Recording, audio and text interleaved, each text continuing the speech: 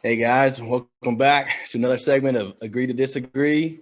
We got some fantasy updates, last minute fantasy updates going into our fantasy season here. Our draft is officially 1 week away, so we got some updates that are pretty critical here that we need to go over. So, first of all, Michael, as always, I'm here with you, big dog. How's it going? Good, man. This is the best time of the year, dude. Like football's right around the corner. Summer's starting to wind down a little bit. We got football due for what, the next 5 months, so 6 months.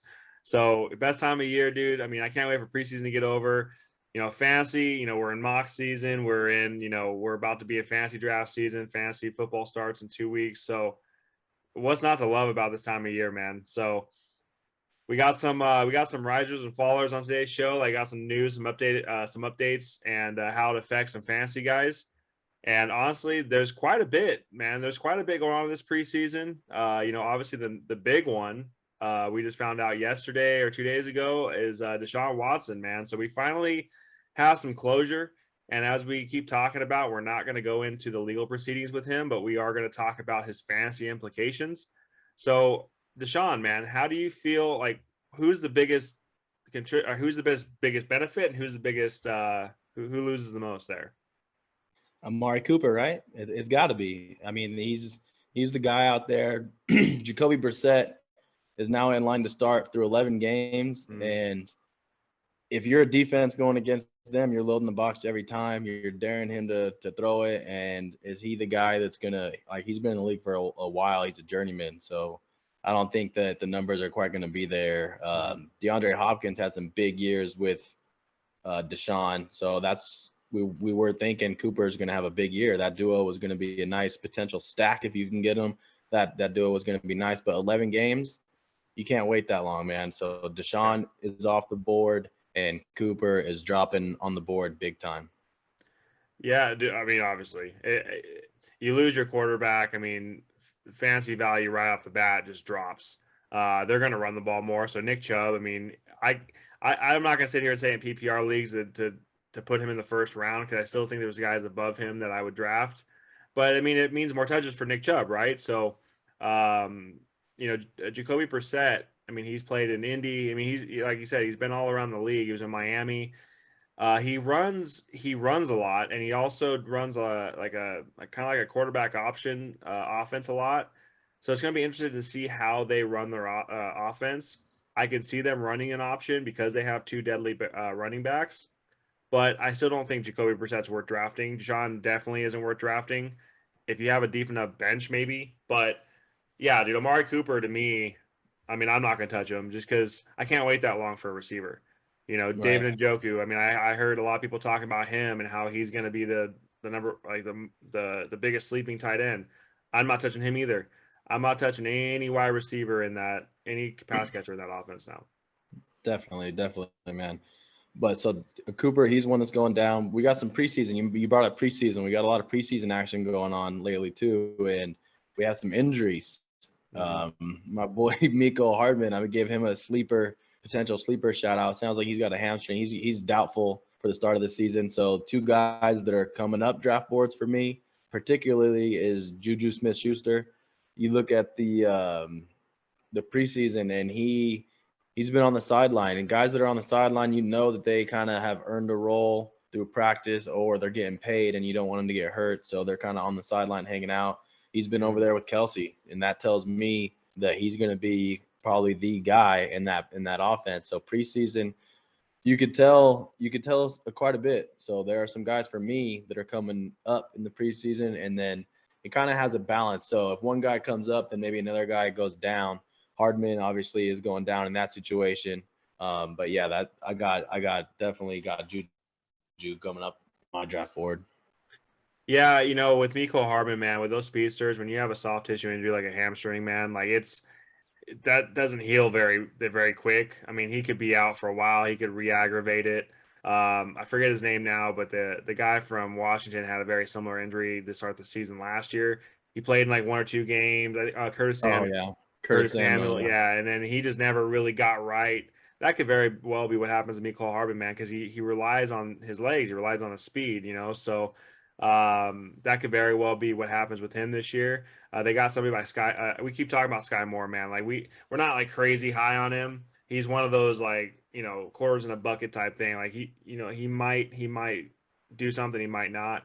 But that's one of the guys. Like if you're gonna take a flyer, Patty might be looking for To me, him. he's worth being drafted because Yeah, it's Kelsey, Juju, then who?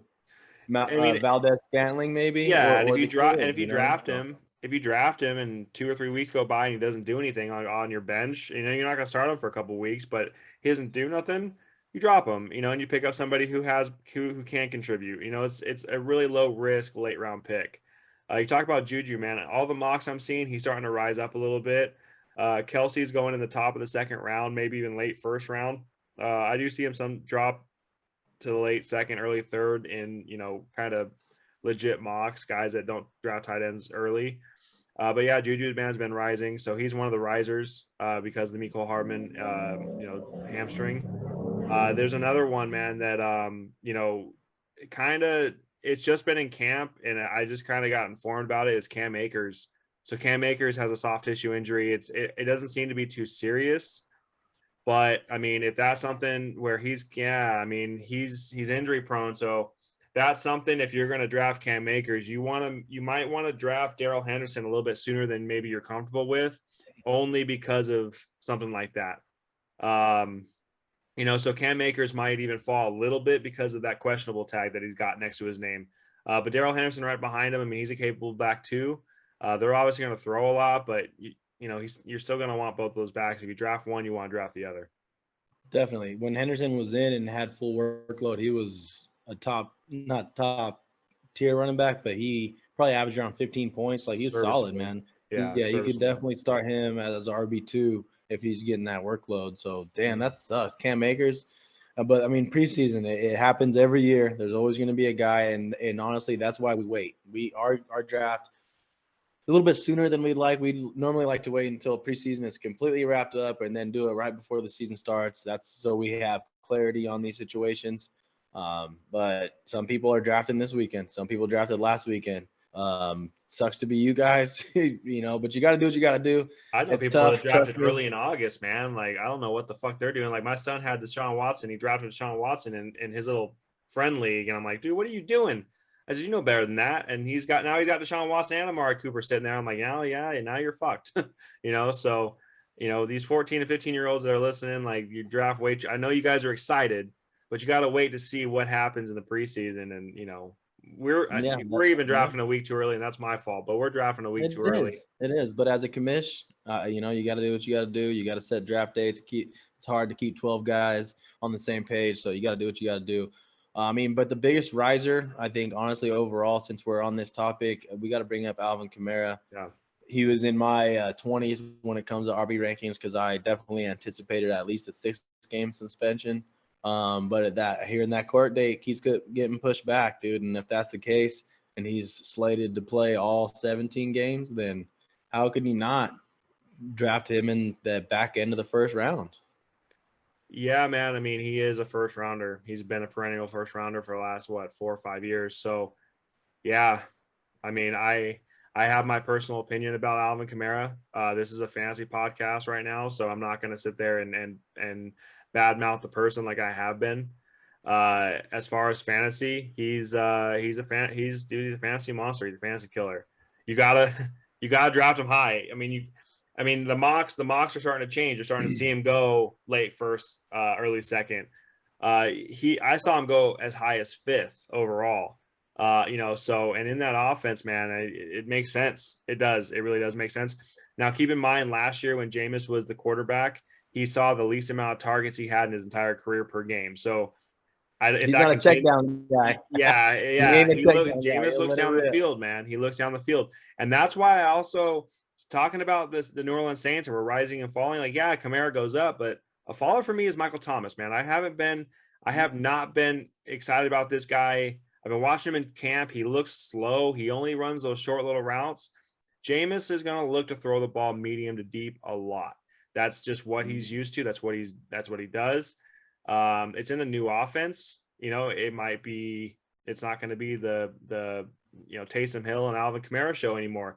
it might be that, we might be seeing a lot more Chris Olave for those who want to be a little fancy. We might be seeing stuff like that, man. And I've been saying it since, the beginning of time, really, since the draft. I really like this kid. I like the position that he's in.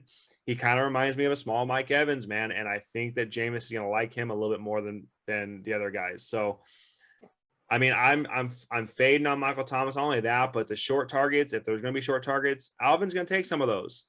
So you're committed to that, man. You're committed to I'm Michael 100% Thomas committed to that, man. in the trash can. I just think we disagree. We disagree big time. He's hurt. Like, yeah, he played a little bit last year, but he was in and out. He played one game, then he was out right away. He played a few snaps in one game, then he was out. He couldn't stay on the field. He's going to be on the field.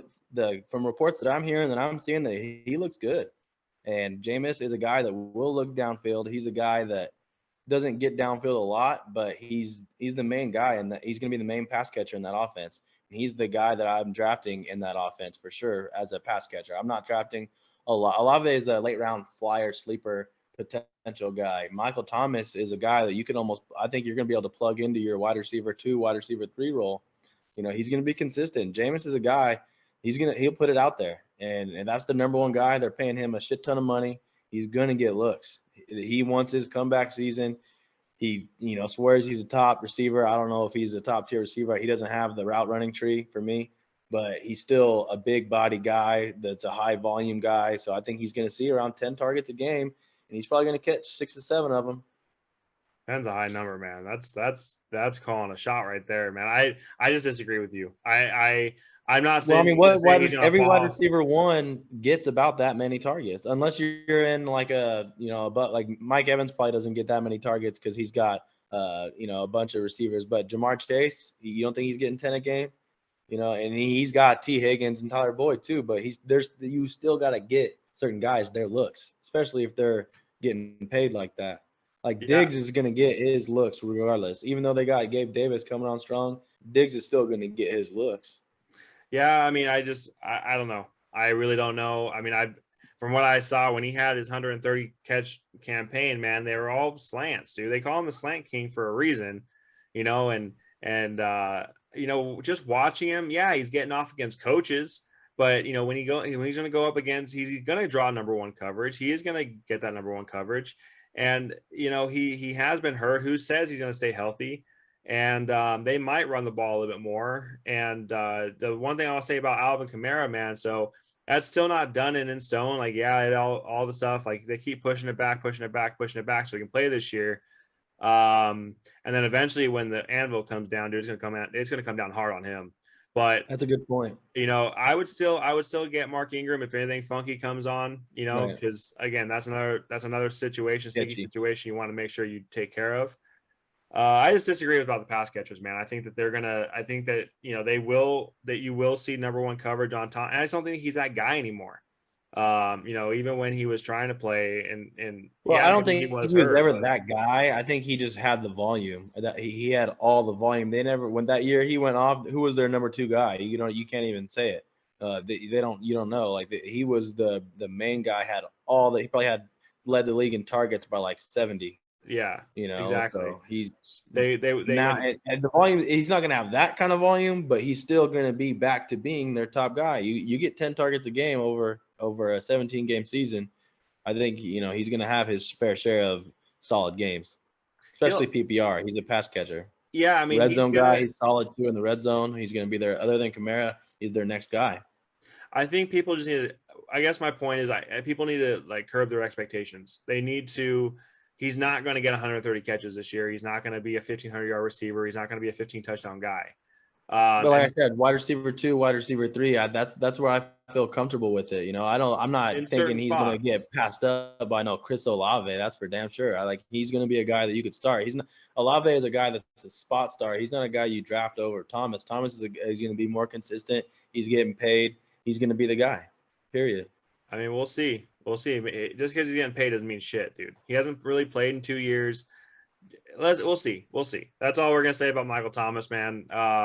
You kind of brought it up earlier. You talked about Stephon Diggs and Gabe Davis. Gabe Davis, we've been crazy high on since we started, back in June with fantasy football. And just they played tonight, right? And Today. Josh Yeah. Allen, Josh Allen to Gabe Yeah. Davis, like first drive of the game. Yeah. It's gonna be there. It's gonna be there. Digsy's still gonna get doubled. It's gonna be there. They still Push have them up. Dawson I'm with you. Knox. They're gonna have an explosive offense. You still gotta spy the quarterback at times. And Gabe Davis is going to get open. He's gonna get open deep.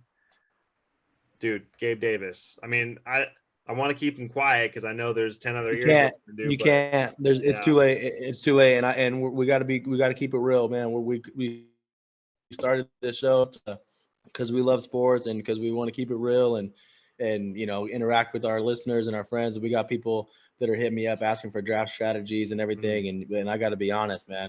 This dude Gabe Davis, that shit's real, man. What him and Josh Allen have brewing right now, they got something brewing that I don't want to say he's passing up Diggs in that offense, but the fact that he is like he's getting there, man. That their playoff game, dude, he was the guy. It wasn't Diggs, it was him. And even just on this drive, when he looks downfield, he sees a big bodied guy like Gabe Davis down there, and he trusts him. So he just lets it rip. And dude comes down with it, man. Diggs is like he needs that one-on-one. He's a route running magician and all that. But this connection with Gabe Davis, and he's been going in what rounds? Probably like 6 through 6 and 10. 7, yeah. Right in that range. You might want to start pushing him up to your wide receiver 2 spot. Mhm. And maybe even more, man. Like he is gonna be. We both had him on our breakout list, so there's no secret. But yeah, he just keeps rising. He keeps rising, man. He's gonna have multiple. I'm not gonna say every single game, but he's gonna have multiple games with 20 plus points. He's gonna have games with 2 touchdowns, and he's gonna have his ballistic games. We're used to Diggs doing that. Like 2 years ago, I think Diggs was like wide receiver 1, wide receiver 2, and he kept going ballistic. Well, now that you're starting to see coverage move that way, and dude, Gabe Davis is just gonna eat and eat and eat and eat. Uh, I can't say enough about that kid. He's gonna be a fantasy stud, and he can. Hey, I'll welcome him to my family any day, man, because he's gonna have those games. And if you're pushing him as wide receiver 3 or a flex, man, you're cooking. So that's all I gotta say. The other guy in that offense, man, we talked about him too, James Cook. People are start. I even heard. Who was it? Matthew Berry. He said if you're going to roster a running back in that offense, it better be James Cook. I'm not even seeing him going in drafts right now on NFL. Now, in Yahoo is going in drafts because Yahoo's a little bit more updated. NFL mock drafts doesn't even have this guy going in a draft. He's going to be the guy to own in that backfield, and by week 5 or 6, he's going to be locked and loaded and ready to rock. Disagree. We disagree. And this, he's actually on my followers list because I did a mock before, and I had rankings change just like in the NFL draft. You have your top 50, you have whatever it is, but then right up before the draft, it might be a little bit different. And right now, things are different. We have new information. I just watched this preseason game. Moss was getting in before this dude. He had more bursts like this, and then he's a smaller guy. I didn't realize James Cook was so small. They got Singletary and Moss, who are both. Singletary wasn't playing. He was over there hanging out with Diggs and Josh Allen. To me, that just shows that Singletary is the guy to get out of that backfield. So Matthew Berry, I'm sorry, I disagree with you. I disagree with you, Michael. For me, I would go Singletary now. And this is, I drafted James Cook in our mock draft ahead of Singletary. And right now, I would not do that. I disagree. I'm going with Devin Singletary in that offense. And then also on the fallers side is Stephon Diggs come down a little bit? I mean, because for me, honestly, like in my rankings, I had him. I don't think he like comes down. I just feel like he was my 3rd ranked wide receiver. To me, that is clearly Jamar Chase. He's not number now. 3. He's not a 3rd ranked Right. receiver. He's still top to 10. To me, that's Jamar Chase, and then maybe even Devontae Adams. There are some guys now that I'm pushing up above Stephon Diggs slightly because, like I said about Gabe Davis, man, I think that's real. Isaiah McKenzie is going to be in the slot. I think that Josh Allen is going to be in the MVP, if not the MVP, conversation. So for me, he's going to spread it all around. And Diggs, man, like he didn't do much in the playoffs, and that offense still went nuts. So it's not so much just Diggs anymore. They got some new guys here that are stepping up. And to me, Singletary is the guy. James Cook, he's a handcuff at this point for me. Yeah, I mean, if you see their schedule, like now I have him ranked 7th, and I think that's pretty fair for a guy like him. I still think he's top 10. I still think he's a top 10 guy for sure, without Safe a doubt. for sure. Yeah, And that he's offense, going to get that route running. when you talk He's about a Keenan guy that, Allen. yeah, when you see a guy that you talk about getting 10 to 12 targets a game, that's Diggs every single week. Right. He'll have his games where he gets 6 for 58, but then he'll have his games where he'll get 14 for 160 and 2 touchdowns. I mean, he has those games. And it's going to continue. They're going to get in those shootouts this year. If they play KC, if they play the Bengals, if they play teams like that, they're going to get into shootouts. He's right. Yeah. So, I My mean, boy Alex, shout out to my boy Alex. He sent me his roster today. He ended up getting Eckler first round, then on the backside he got Diggs. So to get Diggs where he got Diggs, that's like in the back end of the second round. yeah. That's like, because like I said, I had him as my 3rd ranked receiver before, just because the ability, the quarterback, the offense, what's not to love about him? Like I said, he's Keenan Allen, but I think he's just going to be sharing a little bit. So to me, I think Jamar Chase and maybe Devontae go up a little bit past him. So Yeah. I got him coming down just slightly, but he's still the man. Yeah. The top, there's a clear top 4 to me. And I mean, that's Kupp, Jefferson, Jamar Chase, and Devontae Adams. Devontae Adams, I mean, we talked about him maybe falling a little bit. You talk about seeing guys over on the sideline. He is in Derek Carr's ear constantly. They're talking about, hey, that quarterback just made this throw. Hey, what if we were to do that? Like, you can see him like planning stuff like way in the future. And these guys played together in college, man. I think that's it. I don't see DA falling off very much, if at all. And, there's a lot of people saying, hey, it's a new offense, new DA. I don't really think that's the case at all. So I think he sits right there in the 3 or 4 spot. I think Justin Jefferson is about to, he's primed to have a fucking breakout massive year. And Cooper Kupp, man, I mean, Matt Stafford sounds like his elbow is ready to rock. It was kind of That's a good point. I'm glad you just brought that up. And that's another update that we need to change, because for me, in our mock draft that we just did, I took Justin Jefferson over Cooper Kupp because I was a little nervous about that elbow. But Stafford's tough as nails. He's been dealing with pain his whole life, it seems like. And for him, like I heard a report the other day saying that he's thrown the ball as well he ever has since coming to LA.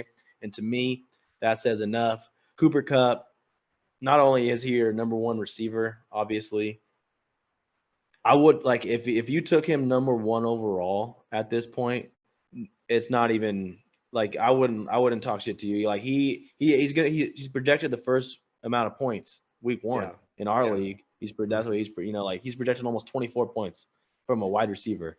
Well, and you think that's going to fall off? You think that's going to change, especially if Cam Akers is banged up and that running game's not really there? To me, Cooper Kupp goes up a little bit. Like, so he's actually a riser. I wrote him down, but then I crossed him out because it's Cooper Kupp, right? Why even waste time talking about it? But you brought it up, so I gotta roll with it. And then Allen Robinson is another one because of the elbow. We're talking updates. We're talking, and these are injury updates. And Matthew Stafford his elbow was a topic of conversation. So the 2 receivers, man, Cooper Kupp, Allen Robinson, they're up. They are up on my board. And not only that, man, but an injury that nobody's really talking about is Van Jefferson. Now, Van Jefferson was actually, before OBJ signed there, was their number 3 receiver, and he'd have his games too. And he's got a knee issue, and it sounds like he might be out for at least 6 weeks, and it could prolong even further than that. So, like, Ben Skowronek doesn't really scare you from taking targets from you. So, Allen Robinson and That's Cooper your boy. Kupp, always giving Skowronek a shout. That's your boy. because he's their 3rd receiver. Like, you got to talk about, they run 3 wide. They run 3 wide receivers more than anybody else in football. So he's going to be on the field, but is he going to draw targets? So, right. I just think, I mean, Kupp is always open, man. So you hear Justin Jefferson even kind of allude to it because he has Kevin O'Connell as his head coach now. He's like, man, he goes, now I understand why Cooper Kupp was always open. Well, Cooper Kupp was always open because he's a fucking hell of a route runner. He is shifty and he's smart as hell. And like you said, if you draft him first overall, man, I mean, I don't draft receivers really in the first round if I can avoid it. But if I'm sitting at 7, 8, or 9, and that guy's sitting there, I'm happy. He better not be. He better not be. Like, remember AB was the consensus number 1. I remember I drafted Antonio Brown number 1 overall I forget what year it was. Call it 2016, where the hell year it was. And I won a freaking championship with that dude as year because he was balling, you know. Yeah. So Cooper Cup right now with that offense, with that coaching staff, with that quarterback, to me, I ain't mad at it. He's safe, Yeah, man. they're going He's after super it. safe. Yeah, Yeah. he's gonna produce. That's for damn sure.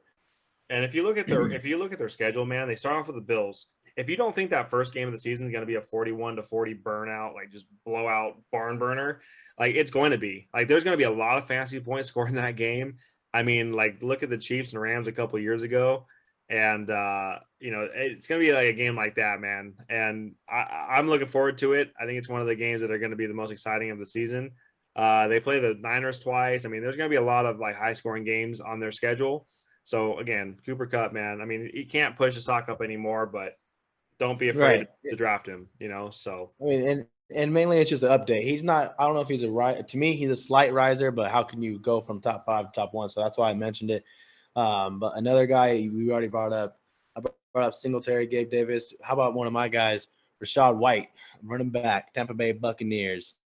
he's Dude, he's having a looked hell of a good. camp, man. He's looked good in 2 preseason games. That when he came in overweight, all those Hey, Lamb stories. Chop Lenny, man, may not be ready to rock, and he might be a little overweight. We might have another Cheeseburger Eddie sighting. Who knows? But yeah, he's had a hell of a camp, man. And I know he's on your radar, but I've been like holding back some texts, like, man, how about this Rashad White kid? I just don't feel like fucking hearing about it for 2 hours. Like, oh, he's the next best thing since sliced bread. But no, he is. He legit's having a great camp, and I'm gonna let you go out and get after it because he's your boy. But yeah, he's having a good camp, man. I can see him taking some snaps even away from Lenny because He might get a drive or two. Like, to me, I think he's earned the number 2 spot. So he's just a guy that needs to be drafted at this point. Where so if you can handcuff him with Lenny, that'd be ideal. But if anything happens to Lenny, man, like Lenny played today. Lenny played a few drives, then he played a few drives, and then it was Keyshawn Vaughn and and Giovanni Bernard. Like, it was these other guys at the end, but those two both got some reps today. To me, that tells me something. Why Mike Evans didn't play, Julio ain't playing. Like, most of the starters, Cameron Brate didn't even play. Guys that know who they aren't playing, and I figured Lenny would kind of be that. Maybe it's because he came in a little overweight. Who knows? But to me, that could be a sign. So is Lenny a potential faller slightly? He's still safe. Tom Brady still loves him. So I think he's going to be the check down guy. So Lenny's still a good guy to get as your RB2. If you can get him as your RB2, I think you're in pretty damn good shape. So for me, he's not much of a faller, but to me, we haven't given Rashad White a shout out, and to me, he needs it, man. He's having a hell of a preseason, a hell of a camp. He balled out at Arizona State. Like, he's a underrated running back. He's got skill, soft hands. He's a complete back. So I think he can legit take drives away from Lenny. Yeah. If we're going into saying running backs, man, I got another one. I mean, he was my guy last year. I mean, he wasn't my guy. I had to draft him last year, but he's looked pretty good in the snaps he's gotten in the preseason is Josh Jacobs, man. And we're talking about guys who ADP needs to rise a little bit. He's going what I see in like the 5th or 6th round, and he looks probably the best he has in his entire career. He has that burst, man. For whatever reason, they're starting to throw him the ball. And that helps in PPR formats. And he just has this burst that he didn't have last year. Trust me, I watched him last year. He didn't have this last year. And he had one game last year where he scored less than double digits. And so if he looks this good and he's this healthy, man, he could be a guy that, definitely plugs into RB2 conversation. But I mean, back in the 3rd, 4th round is somewhere I might even be safe taking him, because if you're going to go running back, receiver, and you need a second running back, kind of like what I did last year when I took 3 receivers in a row. I mean, he's the guy that you can plug into your running back 2 spot and be okay with. I know that they have a whole bunch of ballers around him, but like you mentioned earlier in an earlier podcast, they're not going to stack the box against him anymore. They were stacking 7-8 against him last year in the run game, and he had a foot injury, and he still scored double digits because of the touches he got. He might be one of the guys that are really under the radar that could be pushing like top 10 running backs. Yeah, I'm not as high just because I feel like Derek Carr in the passing game. It's like I said, That's good. Like he'll get some goal line work. He's gonna be a safe guy. He's gonna be an RB2 flex all day long. He's a safe guy. I don't know how much he's really coming up just because he's in shape for me. I think he's steady. He's gonna be steady. A guy for me that I feel like is coming up a little bit more, and he was on my sleepers list. Ramondre Stevenson. He is a guy that to me I feel like you could RB2. Like he's going to be in that. He'll be right there with Josh Jacobs, and maybe even might score more touchdowns because he's going to be more of a focal point. To me, like they're hyping him up. I was watching that preseason game, and you don't hear much about what's that other guy, Harris? Yeah, you don't hear much about him. This dude Ramondre, he's getting all the hype. He's the more complete guy for sure. Harris might snake a few goal line touchdowns from him, but all the volume I feel like is going to go to Ramondre. He's going to get a lot, and he's going to be an RB, potentially RB2, a flex all day long. To me, he's a guy that you need to go and get. He's not a guy that you sit around and hope for. He's a guy that you might need to push up your draft board a little bit because Patriots offense, man, their running backs are always they're a run first team still. So I feel like he's going to be the main guy for sure. He's going to get all the volume. So Stevenson, we keep bringing him up, and it's for a reason. I think he's going to have a good year. Yeah, I mean, if he's somebody that you can be patient with, I do think Damian Harris starts the year as RB1. He's a fumble away from losing that job. I mean, he's one bad game away from losing that job. He's one bad preseason away from losing that job. Or I think he's just going to get outperformed. Yeah, I think I think right out of the way he's outperformed. I think day one, I think it's going to be Stevenson. Yeah, and where that goes, man, is Bill's the kind of guy, if you lose your job, you lose your job. He's not one of those guys that are, he's going to keep you around and see if you can come back from it. No. Like he'll have 3 running backs at times just because he has 3 serviceable running backs. Ramondre Stevenson, I said this last year, can be that guy. And he could be, dude, talking about RB2, he could be RB1. He's got the talent to have the workload of an RB1 running back. And he's going to have the RB1 workload. They were interviewing James White on the sideline, and they were asking all about Ramondre, dude. And like he's going to handle all the pass catching duty now that James White retired. That's news. We haven't talked about that yet. So that changes things for me. He's going to get all the pass catching work. He's Harris is going to too. The only thing Harris is going to get, he might pop one every once in a while. To see Harris pop like a long touchdown run and a few goal line touchdowns. So he's strictly to me touchdown dependent at this point. He is the handcuff because he might get a few catches here and there if Ramondre goes down all of a sudden, but he is not a pass catching type. They will find someone else to do it back there. They always have. It seems like the Patriots always have that pass catching guy. But dude, Ramondre is that guy, and he's also between the tackles running the ball kind of guy. So to me, like I said, he's up there, way up there for me. I'm pushing him up my draft board. I'm gonna go get him. Yeah. Well, good luck, man, because I see him too. Now people are listening too, so they're seeing him too. But another guy we haven't really given that much love to. Honestly, the guy who probably gave him this love was Eric on the mock draft. Allen Lazard.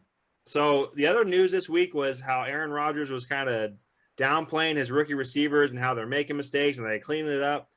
Well, he's not talking about Allen Lazard and Allen Lazard making those moves. He's talking about how good he is and how crisp he is. And Aaron Rodgers, man, he'll fall in love with you. He'll fall in love with you, and he will give you the ball, and he'll force feed you the ball. And the thing about Aaron Rodgers, when he force feeds you the ball, he puts that ball on a string, and you just got to go make a play on it. Yeah, he'll put it right between your numbers. Lazard's a big body, man, and he might take that DA role, and with nobody else really other than Christian Watson and Sammy Watkins and Randall Cobb, like you're not really scared of any of these guys taking touches. Might talk about Aaron Jones taking touches, but he's going to get targets, man. He's going to get a lot of them. He's going to have to go somewhere, and you can already kind of feel like that's Aaron's boy. Yeah, and I agree. I kind of was feeling that way, so I don't know. But that's a good point that those other guys, because Christian Watson was getting some draft hype, and we even wrote before Watson and Lazard kind of on the same tier. Clearly, that's not the case. It won't be. Lazard he has emerged himself, so he's the guy. my next riser is to do with injuries. Miles Sanders, once again, is dinged up. So for me, I guess it's Kenneth Gainwell out of the backfield. He's still not a guy that I want to draft and that I feel comfortable with. But if he's around late, just strictly off volume alone, I feel like he's going to get some. So it's him and Boston Scott, I believe, are the two. It's like, do you really feel comfortable starting either one of those guys? Not really, but it's something to monitor. And to me, Kenneth Gainwell, especially if it's Sanders, because if it was all three, I wouldn't want any of them. But if it's just two, to me, I think Gainwell is the more of the PPR. So he was already getting first team reps. He's the pass catching kind of guy. He played receiver in college, right? Yeah. Whatever, dude. I'm sorry to waste your time talking about it. Okay. No. Whatever. I'm not. No, I'm not. You're not wasting my time. I'm just disappointed because I love Miles Sanders, man. I've loved him for 2 years, and he's like my son, and I'm just so disappointed in him. Come on, man, play ball, dude. You know what? I'll talk about Miles. I even drafted Miles Sanders, I think, in the 3rd round 2 years ago, and that was a fucking mistake. He gets hurt too often.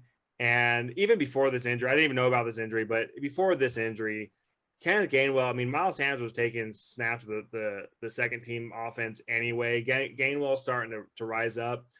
The offense they're going to run, Jalen Hurts is going to run that quarterback option, and he's going to throw the ball a lot. He has targets. I mean, this is not going to be a running offense. And if it's going to be a running offense, it's going to be Jalen Hurts and Kenneth Gainwell. Man, I agree with you here because as much as I hate to say it, Miles Sanders, I think his chance with Philly is over. I think he could probably resurrect somewhere else down the line, but not in Philly. The one good game he had was, I think, Jalen Hurts' first start, and it was against the Saints a couple of years ago. And he had a long run against the Ravens, but he had that quarterback option, running back option offense. They couldn't stop it. It's not going to be that. He's not that guy. He's not going to be that guy. Kenneth Gainwell's dude. He's a flex back to me, but Miles Sanders is dead, and Kenneth Gainwell's got right. But just before, I might not have even drafted. Like I said, I might not even drafted any of them. Now I might take a flyer on Gainwell. So if that's rising, I guess it is. But I mean that's most of the injuries and most of the risers that I got because of these injuries. The last of the updates so far. I know my boy, everyone's talking about Tom Brady. Oh my gosh, what's going to happen with him? I think he'll be back soon. So I don't think that's anything to worry about. I think all your Bucks are pretty safe. You got any other injury I got something news to say about Tom Brady, man. People need to stop speculating on this man's life. He is the GOAT. He can do whatever the fuck the GOAT wants to do. If he wants to show up week 1 and play ball and he doesn't want to practice throughout the week, he wants to show up week 2, you let him. He doesn't need any coach to tell him what to do. He's telling coaches what to do. He tells players what to do. So the GM too. Get out of this man's life. Hey, if he's having, marital issues, get out of his fucking life. If he's having, if he wants to spend more time with his kids, get out of his life. Like that's what he's leaving football to do that. Let him do it. If he misses a game, let him miss a game. Like life will go on in Tampa without him, and they're going to go on with him. Like life will go on and they're going to be just fine. But people need to stop speculating on people's personal lives with this kind of shit. Cause number one, he's the GOAT and he can do whatever the fuck he wants to do. So if you're speculating on something like this, shut your fucking mouth. Cause you don't know what you're talking about. Number one, you're not Tom Brady. You're not in his life. Let him go. All I got to say about that is Kyle Trask, man, has actually looked pretty good. So I don't think that he didn't have a great day today, but we're playing with all the backups and he was under pressure. Dude, it's not Mike Evans, it's not Chris Godwin. When it's time to throw those balls, he'll be fine. But Tom Brady's gonna be there week 1. If he says he's gonna be there, he's gonna be there. It was planned. Everyone's just trying to create stories at this point. Yeah, they're bored. It's preseason. Guys are getting a little bored. It is what it is. It was planned. I think Todd Bowles even said that there's a date. He knows when Tom's like coming August back. 20th is his date or something. Yeah, they were saying like, oh, they don't know. It's indefinite. All this shit. Like he knows. Like it's been planned. Everything's fine. This is all part of it. The dude retired, man. Like so, of course he's gonna not want. And it's preseason. It's a waste of time for this guy. He doesn't need to be there. he's probably like on a 2-week cruise with Gronk, man. They're probably chilling. You know, they got their girls out there with them. Like, leave him alone. Leave the man alone. He's I probably bet getting you some he goes R&R. to his backyard and throws the ball to his kids to stay loose a little bit. You know, Yeah, like but people he's talk about fine. how he's having marital problems and Giselle's giving him a way out, and no, dude, Or he's re-retiring. Oh my God, no. I he mean, was I've been hearing miserable stuff like all that. practice.